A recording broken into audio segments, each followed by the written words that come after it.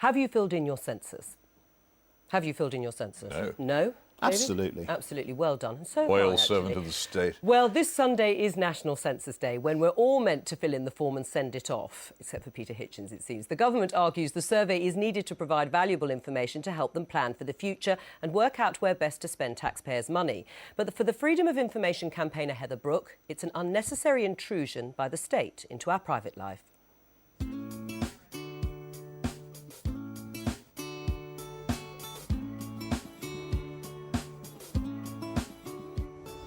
This is the census, and we've all received one of these in the post. We've got until March 27th to fill it out. If we don't fill it out, it's a criminal offence and we can be fined by the government. Now, this is not just names and addresses, but you can see it's a really thick document. It's 32 pages, and the problem I have with it is the type of intrusive questions that it asks. Some of these questions are, I just don't see what the government needs to know these things for. So, for example, your ethnic group, whether you're married or in a civil partnership, which is effectively your sexual orientation. And there's even this completely bizarre question about your central heating. Now, the point is, just because this is meant to be safe in the government doesn't mean it's safe. As soon as they collect it, it can be leaked, it can be sold. So if we really want to be secure about our personal information, then it's better just not to give it at all. One of the main reasons we're told we have to fill out this census is because it's vital for government spending allocation. Now, what evidence there is for this, I've not seen, and no one's presented that yet.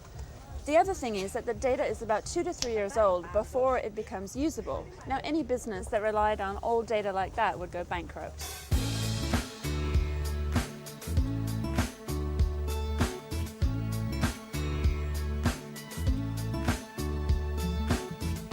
This census is costing over £300 million, and that's public money. But is this a public resource? Well, I don't think it is, because in fact, members of the public can't see the results of this census for over 100 years.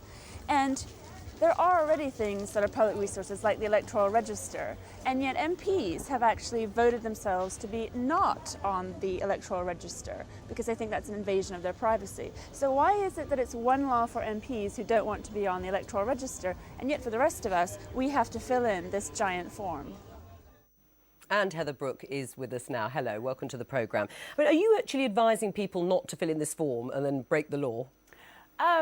No, I mean, people can do what they want, but I've raised the points that I think are of concern there, which is that it's a huge amount of money. There's no real evidence put forward as to why we need to fill this out, and there's a number of privacy concerns that I think we should all have about the information that's collected, how it's collected, and who can have access to it. Well, in terms of why, I mean, I've got the briefing, so you'd expect them obviously to be setting out the reasons from the Office for National Statistics, and it says, you know, an accurate population count helps the government to calculate the grant it allocates to each local authority. You know, the data collected and analysed is used by health and social services, information about housing and so on and so forth. I mean, it seems to have a fairly good basis for why that information is important, because regions around the country then have money allocated to them based on that.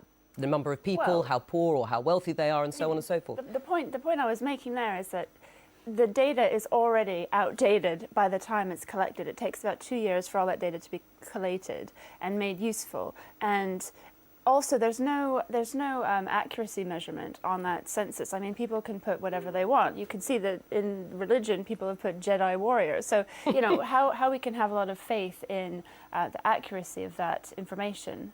Is it, though, I mean, you say it's an intrusion and you're worried about how it's stored, but do you actually mind the fact that that sort of information, bar a couple of the questions that you think are too intrusive, that the information could play an important role in terms of government trying to assess the population, the makeup of it, and social and economic conditions? What my concern always is about what I'd call information asymmetry. It's where the government gets to know information that the rest of us don't have access to. And it's where we don't have any control over our own personal information. So in principle, no, I'm not against information being out there, but I think what we need to have we need more detail about why is the government collecting this, who is going to have access to it, is it right that Lockheed Martin has access to it, but not the British public? I mean, David Orange, there's a point there. I mean, you know, by the time it's collated, it's 2-3 years out of date. You know, the fact it is expensive and what, you know... By far and away, Heather's strongest point, in my opinion, is the last point about who has access to it and whether or not there's a sufficient explanation. There are loads of academics sitting out there at the moment and people who have to be involved in resource allocation hitting their hands against their heads saying, for heaven's sake, this kind of information is the most useful we can get on who the British really are at any one time. And if you want to try and plan what it is that we've got to do, even if it is 2 years out of date, it still gives you a very big trend idea from the last census, and the census following will give you even further trend information, so you'll see where the population is going.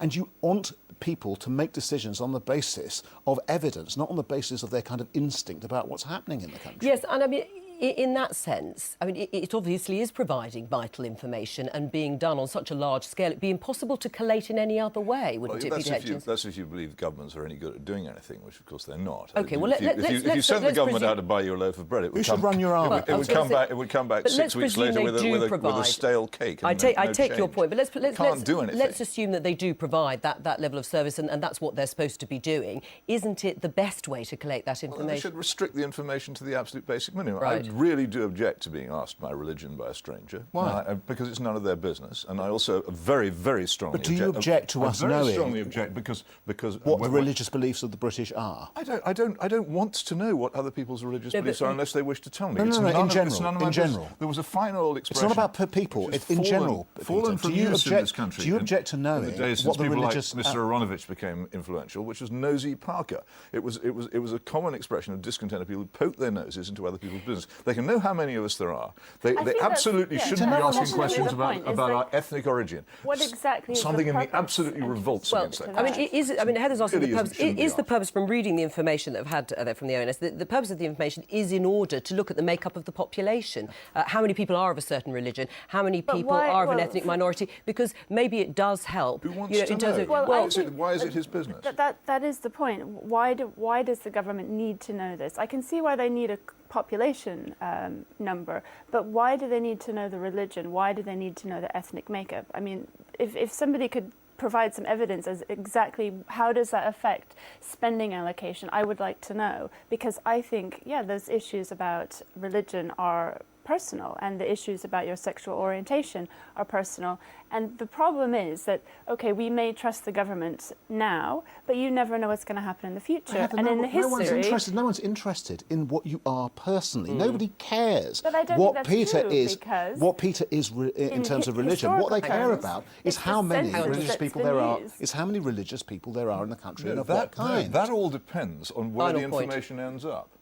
As soon as government information was computerised, you had no idea where it would end up. People who you might not want to know will find out things about you which you might not. Well, I'm going to have the final word here then on a bit of maybe propaganda from this, saying any personal information that people give us, that's the ONS, is strictly confidential, is protected by the law, will not be disclosed to other government departments or marketing companies. So let's hope that reassures. Never believe anything until it's been officially denied. Thank you, Heather Brooke.